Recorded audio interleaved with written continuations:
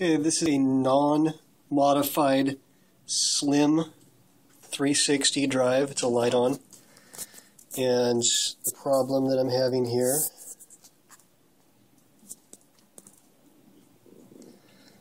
is this.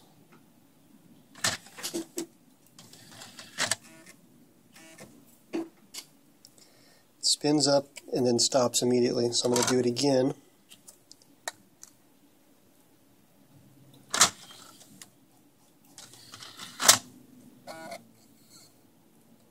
That's all it does. Again, this has not been modified in any way. The 360 was working fine and then just suddenly stopped. It had never been opened before this, and that's just what happened. So I opened it up to take a look and see if I could figure out what's going on, and can't. It's just not. It's not spinning.